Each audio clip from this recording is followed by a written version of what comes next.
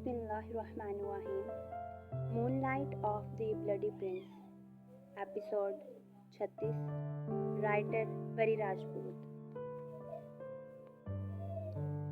سمندر کی لہروں کے درمیان وہ عمارت کسی خواب کی طرح ابھری ہوئی تھی، سفید بادبانی کشتی جیسی شکل جو آسمان کو چھوتی ہوئی لگ رہی تھی۔ اوک اینڈ مون ہوٹل یہی ہے، دل نے آہستہ سے کہا، اور وہ لڑکی ایک لمحے کو ٹھہر گئی، جیسے اس نے پہلی بار دولت کو نہیں، کسی طاقتور خواب کو حقیقت میں دیکھ لیا ہو۔ چند لمحوں بعد وہ ہلکا سا مسکرائی اور ہاتھ میں پکڑا کارڈ بیگ میں رکھا۔ لکڑی سے بنا یہ خوبصورت سا ہوٹل کسی خواب کا حصہ لگتا تھا۔ وہ اندر داخل ہوئی تو اطراف کا ماحول بہت پرسکون تھا۔ آنکھیں چاروں اور گھومی اور پھر وہ اسے ایک سائڈ پہ کھڑا فون میں مصروف نظر آیا تو مسکرا دی۔ اس نے جان بوجھ کر گلا کھنکارنے کی ایکٹنگ کی تو مقابل متوجہ ہوا۔ ایک نے حیرت سے اسے دیکھا، اسے لگا نہیں تھا یہ لڑکی ایک ہی ہفتے میں آ جائے گی۔ کیملیا نے حیرت سے اسے دیکھا تو کیا وہ اسے پہچان گیا تھا؟ ہائے، آئی ایم کیملیا۔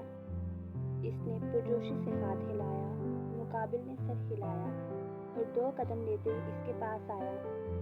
لیونڈر کی خوشبو میں مہکتی وہ لڑکی اور اس کے نقوش، یہ نقوش تو کسی بہت اپنے سے ملتے تھے۔ میری یادداشت بہت اچھی ہے، آؤ تمہیں لنچ کرواتا ہوں۔ کیملیا تو حیران رہ گئی، وہ کھڑوس انسان کتنی بے تکلفی سے اس کا ہاتھ پکڑ کر چل رہا تھا۔ اس کے لیے تو یہ ایک خواب سا لمحہ تھا جس میں وہ اپنے پسندیدہ شخص کے ساتھ تھی۔ وہ اسے اپنے آفس میں لے کر گیا، دروازہ بند کرتے اس کی گرفت سخت ہوئی اور آنکھیں سنجیدہ۔ تو کیملیا نے حیرت سے اس کے بدلتے تاثرات دیکھے۔ میرا پیچھا کیوں کرتی ہو؟ اس کے سوال پہ وہ حق تک رہ گئی۔ تو کیا وہ پہلے سے واقف تھا؟ اور اس دن بھی یقیناً وہ جان بوجھ کے خاموش رہا تھا۔ کیملیا نے آہستہ سے بلیک شرٹ کی بازو پیچھے کی اور کلائی پہ چمکتا سرخ نشان اس کے سامنے کیا۔ آریان خانزادہ کی آنکھیں تو جیسے اس نشان پہ جم گئی ہوں۔ کیملیا سمجھ گئی تھی کہ وہ پہچان نہیں سکا، اس لیے اسے دھکا دے کر سائڈ پہ کرتی وہاں سے نکلی۔ آنکھیں آنسوؤں سے نم ہو گئی تھیں۔ وہ نہیں جانتی تھی وہ اس کے پیچھے پیچھے ہی آ رہا ہے۔ ابھی وہ لوگ ہال میں پہنچے جب آریان نے اس کی کلائی پکڑ کے روکا۔ کیملیا نے سوالیہ نظروں سے اسے دیکھا۔ اس کے تاثرات بلینک تھے، اسی لیے وہ سمجھ نہ پائی، مگر اس شخص کا ہاتھ پکڑ کر کچن کی طرف جانا اور سارے اسٹاف کو چھٹی دے کر ہوٹل خالی کروانا اس بات کی طرف اشارہ کر رہا تھا۔ تمہیں کوکنگ آتی ہے؟ کیملیا نے چونک کر اس کا سوال سنا تو کیا وہ اس کے ہاتھ کا کھانا کھانا چاہتا تھا؟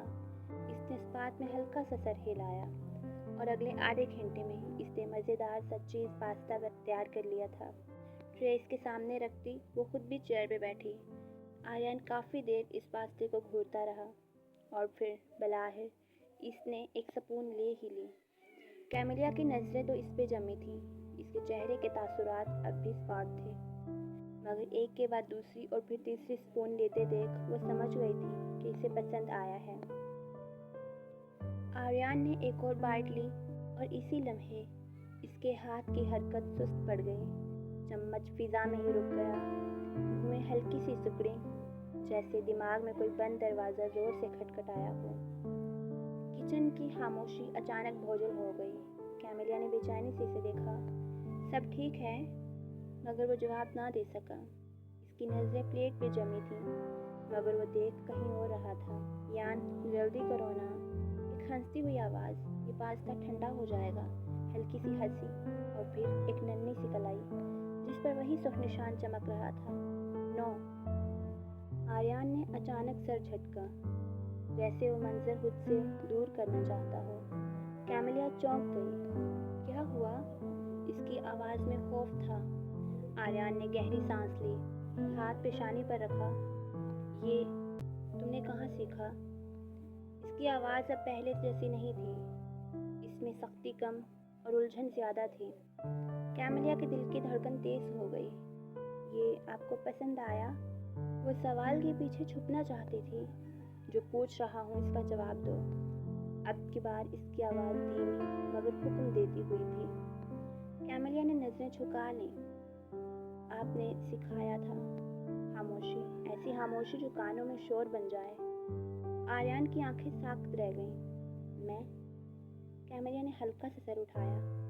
आंखों में नमी और एक अजीब सी उम्मीद थी। जब मैं छोटी थी आपने कहा था अगर कभी मैं तुमसे नाराज़ हो जाऊं तो मेरे लिए यही बनाना, मैं मान जाऊंगा। हर लफ्ज़ के साथ आर्यन खानज़ादा के अंदर कुछ टूट रहा था। इसने बेख्तियार इसकी कलाई की तरफ देखा। वो सुर्ख निशान जो अभी तक इसके जहन में धुंधला था, मगर दिल जैसे सब पहचान रहा था। ये मुमकिन नहीं, इसने खुद से सरगोशी की। मैं तुम्हें नहीं जानता, मगर इसकी आवाज़ अब इतनी यकीन वाली नहीं थी। कैमेलिया की आंखों से आंसू बह निकले। आप जानते हैं बस मान नहीं रहे। वो एक कदम पीछे हटी। कोई बात नहीं, आदत है मुझे। इसके होंठों पर तलख सी मुस्कुराहट आई। आप हमेशा देर से याद करते हैं। ये कहकर वो मुड़ गई, मगर इस बार आर्यन ने इसे नहीं रोका। वो बस वहीं खड़ा रह गया, हाथ में चम्मच, सामने ठंडा होता पास्ता और दिमाग में बिखरती यादों के टुकड़े। अगले ही लम्हे इसने ज़ोर से टेबल पर मुक्का मारा। Damn it! सांसें तेज हो चुकी थी। वो कौन है? दिलो दिमाग में सवाल हथौड़े की तरह लग रहे थे। परी हाथ से आंसू साफ करती वहाँ से उठी और ज़बरदस्ती अपना हाथ छुड़ाया। न जाने क्यों इसे ख्याल आया था अगर जायशा इन्हें यूँ हाथ पकड़े देखती तो इसे बुरा लगता। ईज़ की नाराज़ नज़रें इसी पे जमी थी। बीजान इससे हल्की फुल्की बातें कर रही थी। वो जवाब ज़रूर दे रहा था, लेकिन नज़रें एक ही वजूद पे जमी थी। शाइस्ता बेगम उसकी नज़रों का रुख आयशा की तरफ देखती खुशी से मुस्कुराई थी, जबकि तंजिया नज़रें आयशा बेगम की तरफ भी उठी, जैसे जताना चाहती हूँ देखो मेरी बेटी के नसीब। जबकि आयशा बेगम बस हल्की मुस्कुराहट ही दे पाई। वो इस बात पे यकीन रखती थी कि हम किसी को यकीन नहीं दिला सकते कि हम इसके अपने हैं जब तक वो खुद मानना न चाहे। दायशा के बिल्कुल पीछे खड़ी फेज़ा एज़ल खानज़ादा इस सारे तमाशे को समझ रही थी, इसीलिए दरवाजे की तरफ कदम बढ़ाए। कहाँ जा रही हो जिगरे जाना? पूरे कमरे में खामोशी छा गई। दरवाजे की तरफ जाती लड़की वाकिफ थी ये सवाल इसके लिए है। वो लड़की आहिस्ता से वापस पलटी। अब जहाँ वो खड़ी थी वहाँ कोई ढाल नहीं थी। सबने देखा था इसका रुख परी की तरफ था, मगर बात वो नहीं समझ पाए थे। मैं जैसे कोई जवाब तलाश नहीं कर पाई। तो क्या तुम्हें लग रहा है कि मैं अपनी होने वाली बीवी से बात कर रहा हूँ? आईब्रो इचकाते बोलता साफ जाहिर था कि अपनी मुस्कुराहट दबा रहा है। बाकी सब हवन्नक तासुरात के साथ खड़े, कभी एक को देखते तो कभी दूसरे को। मरने के लिए इसे इस वक्त मुस्कुराता बेड पे लेटा जहर लगा था, तो बस चंद लफ्ज़ मुकाबिल की मुस्कुराहट गायब हो गई। ना नेक ख्याल कैसे आया? वो जानती थी वो गुस्सा जब्त कर रहा है। आज सुबह से बार बार आ रहा है। एज़ ने जब्त से इसे देखा। घर वालों का ख्याल ना होता तो सही से जवाब देता इसे। मेरी जान, मैं हमेशा तुम्हारे साथ रहूँगा, चाहे कुछ भी हो। एक आखिरी बार था। इसमें बोलने की हिम्मत ख़त्म हो रही थी। बोलते बोलते इसका सांस फूल गया तो गर्दन तकिए पे फेंकी। सब जल्दी से करीब हुए, लेकिन बुरी आंखों का मलाप टूटा नहीं था। दर्द में डूबी आंखों ने एक आंसू निकला तो मुकाबिल ने आंखें मींच ली। तकलीफ़ में थी और बदनसीबी ये थी कि वो इसकी तकलीफ़ की दवा नहीं कर पा रहा था। वो धीरे से बाहर निकल गई। इसने मेडिकल स्टोर से हार्ट पेन की मेडिसिन ली, मगर वो तब से इसकी पॉकेट में थी और अब लग रहा था दर्द से जान निकल जाएगी। वो लड़खड़ाते कदमों को बामुश्किल संभालती कैफ़े में आई और पानी की बोतल लेती। अभी इसने टैबलेट निकली ही थी जब किसी ने इसके हाथ में मौजूद डब्बी खींची। वो हड़बड़ा के पलटी तो आंखें फैल गईं। सामने फैंटन खड़ा था। ये किस चीज़ की टैबलेट है? इसके सख्त तासुरात पे वो फ़ोन खींच गई। बताओ मुझे परी, किस चीज़ की टैबलेट है? वो इस बार चिल्लाया था। खौफ से आवाज़ फटी थी। बाबा, सर दर्द की है। फैंटन ने चंद पल खामोशी से इसे देखा और फिर सर हिलाता इसकी बाजू पकड़ के एक चेयर पर बिठाता बाहर भागा। ना जाने क्यों इसे यकीन नहीं आया था और डॉक्टर के बताने पे वो साकत रह गया था। सर, ये टैबलेट ऐसे पेशेंट को दी जाती है जिसके हार्ट में पेन की बड़ी प्रॉब्लम की वजह से हो। ये अल्फाज सुनते फैंटन को लगा था पूरे हॉस्पिटल की छत इसके सर पे गिरी थी। वो दोनों वजूद इतने एक दूसरे से जुड़े थे कि अगर एक को सीने में गोली लगी थी तो दूसरा दिल का दर्द लिए बैठा था। वो सर हिलाता बाहर निकला। जब तक वो कैफ़े में पहुंचा वो लड़की वहाँ नहीं थी। चारों तरफ नज़र दौड़ाने पे वो एक साइड पे फ़ोन पे मसरूफ़ दिखी। फ़िलहाल इसे डिस्टर्ब करना ठीक नहीं था, इसलिए इससे काफ़ी फासले पे बैठ गया। फ़िक्र नहीं करें, वो ठीक हैं अब। अपना ख्याल रखिएगा। अल्लाह हाफिज़।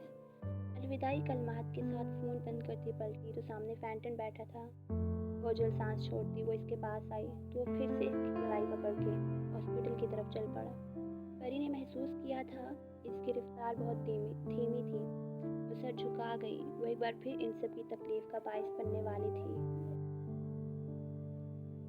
वो इसे कार्डियोलॉजिस्ट के पास लाया था। इसे बगैर बताए इसका ब्लड लेकर टेस्ट के लिए भेजा गया।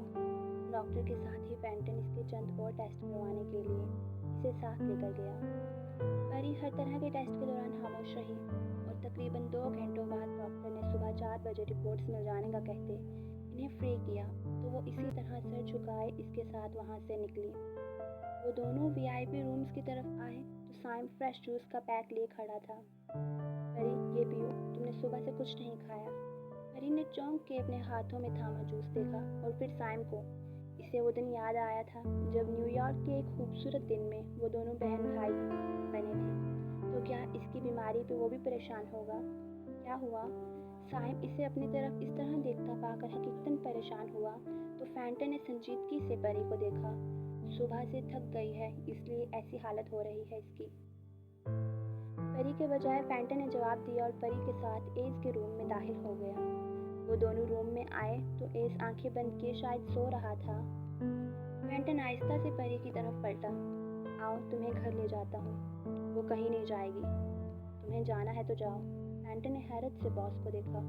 इसे यकीन न आया इस बंदे की आज ही सर्जरी हुई थी और वो आज ही इतनी बातें भी कर रहा था। क्या इसे सीने में दर्द नहीं हो रहा था? बॉस, मुझे लगा आप सो रहे हैं इसलिए। ना जाने क्यों सफाई देने लगा।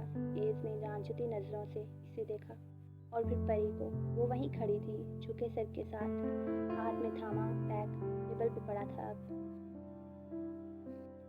जारी है। जी तो रीडर्स, कैसी लगी एपिसोड? अच्छा सा कमेंट करना मत भूलिएगा और नेक्स्ट एपिसोड के लिए मेरे चैनल को सब्सक्राइब कर लीजिए। मिलते हैं नेक्स्ट एपिसोड में। Thank you so much.